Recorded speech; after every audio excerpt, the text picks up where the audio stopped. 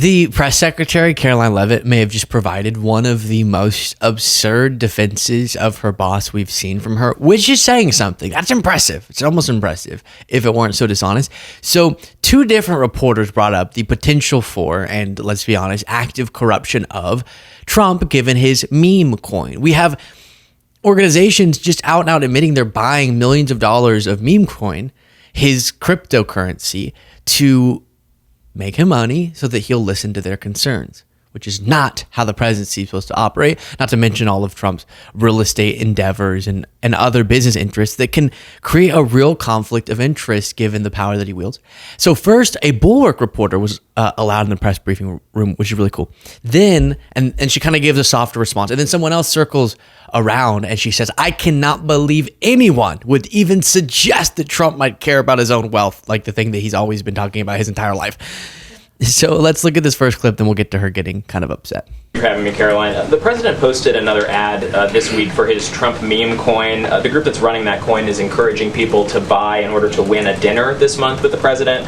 Why is the president planning to attend a dinner for the top investors in his coin? Look, the president is abiding by all conflict of interest laws. The president has been incredibly transparent with his own personal financial obligations throughout the years. The president... Wrong, but okay. ...is a successful businessman, and I think, frankly, it's one of the many reasons that people reelected him back to this office. There are at least some people who are buying this coin who seem to view it as an opportunity to influence the president's views. There was a logistics company this week that said they would buy $20 million in the coin in order to advocate for free trade between the U.S. and Mexico. If buyers are buying for that reason, are they wasting their money? Look, I can assure you the president acts with only the interests of the American public in mind, putting our country first and doing what's best for our country, full stop. That's his intention, and that's what he's spoken. So that's bullshit. Donald Trump only cares about, he's only acting in the interest of Americans. And because he's American, he acts in his own interests. Is her argument maybe there? Did you know she didn't say no?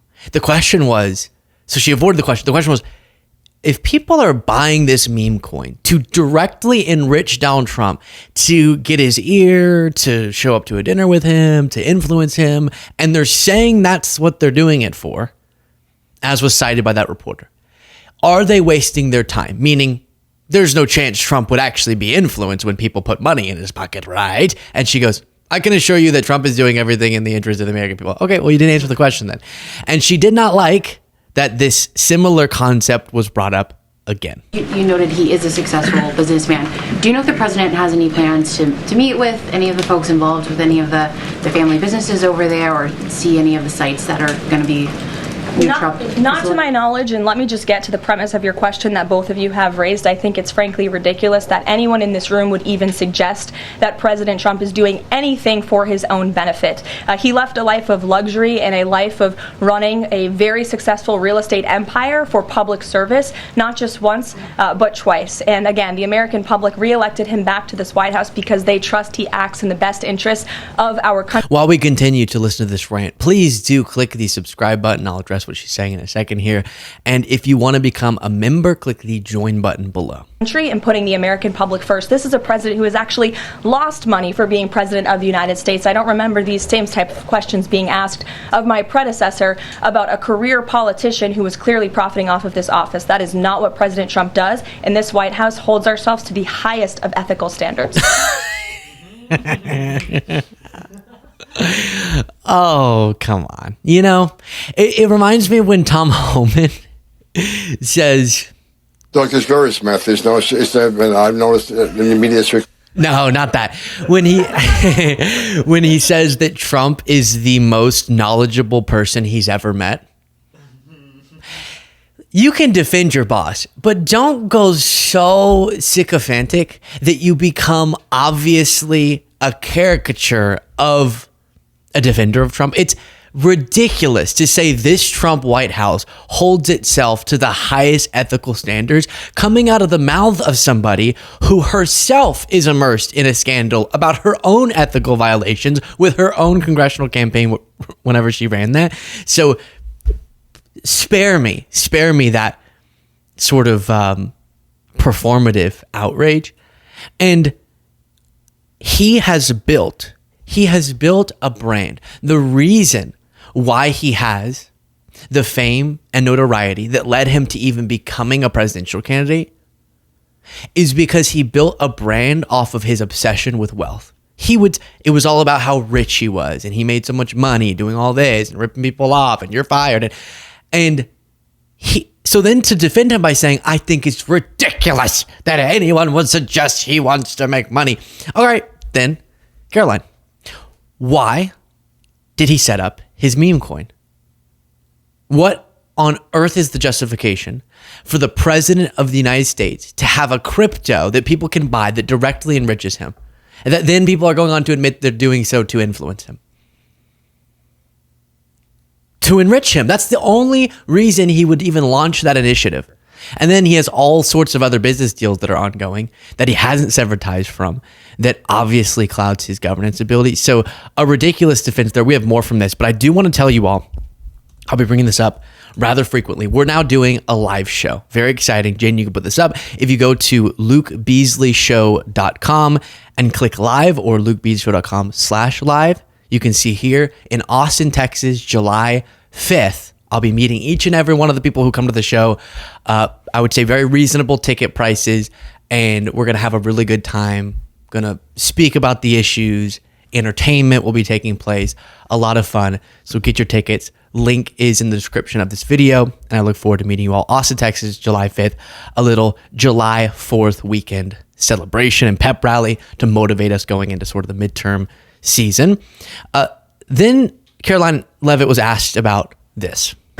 Caroline, yesterday the administration appears to have started dismantling the Consumer Product Safety Commission. This is the federal agency, an independent one that does recalls and is responsible for product safety.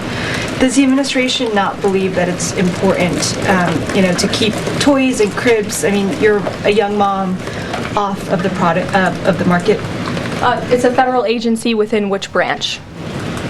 It's the executive branch. Who's the head of the executive branch? The President of the United States.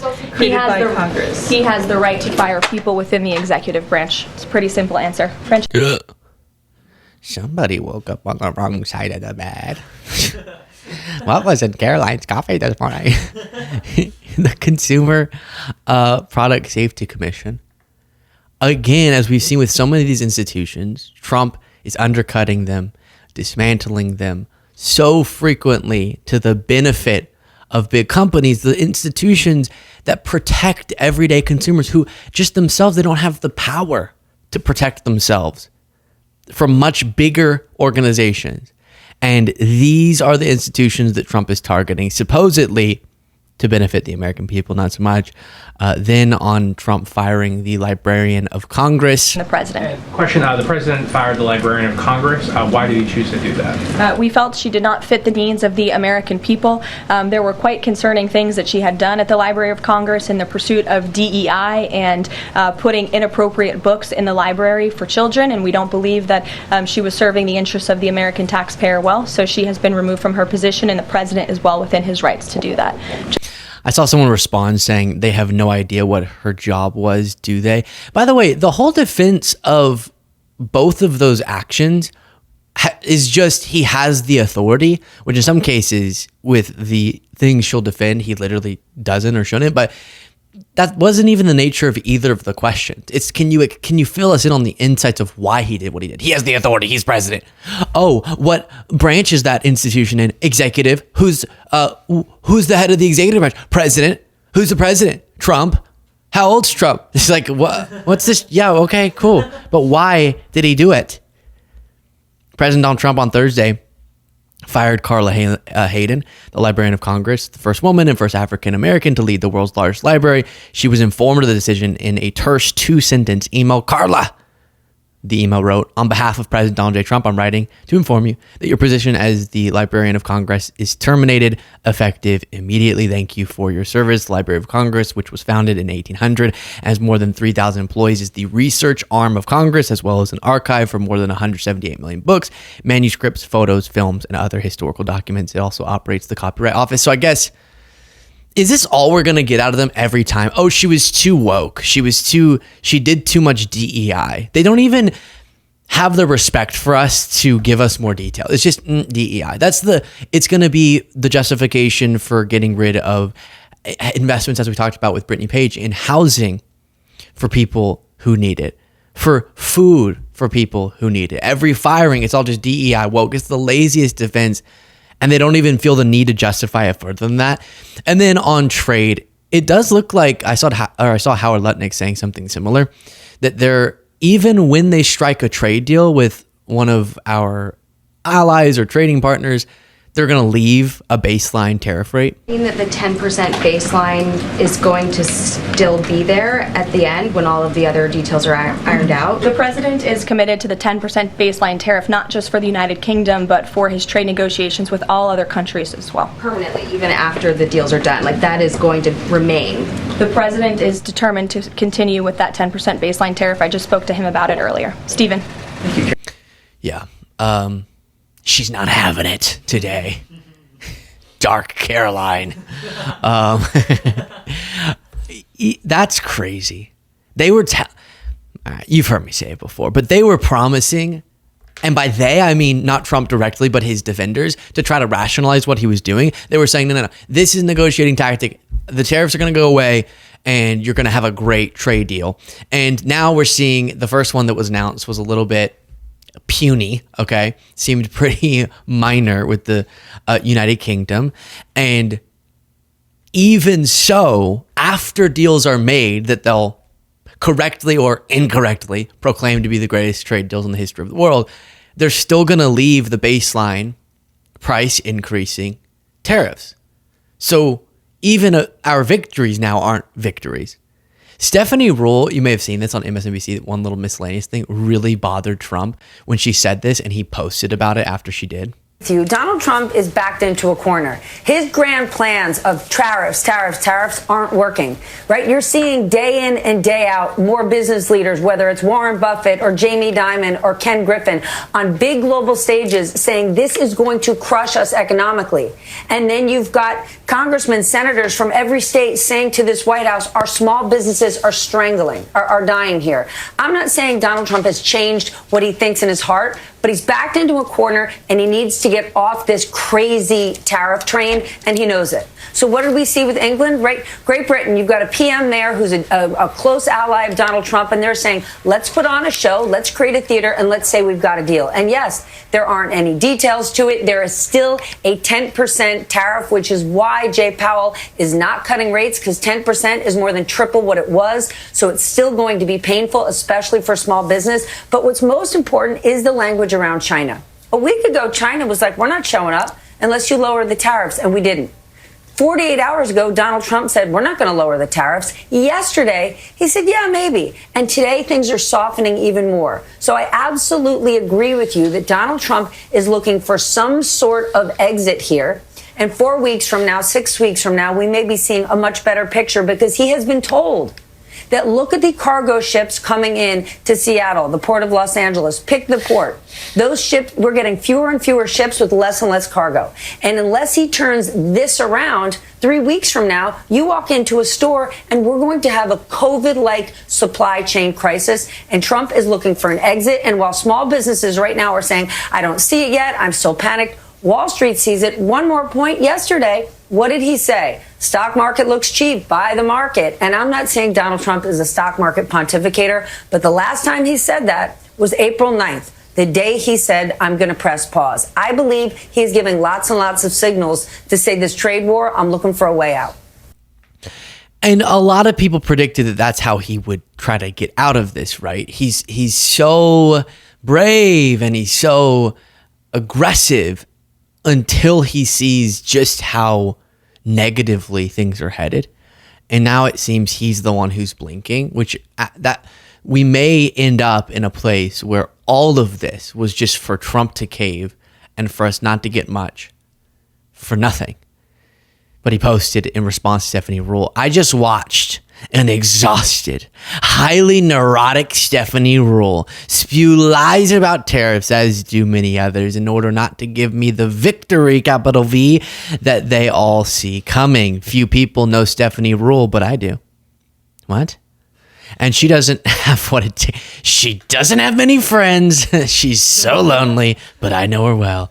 And she doesn't have what it takes For what?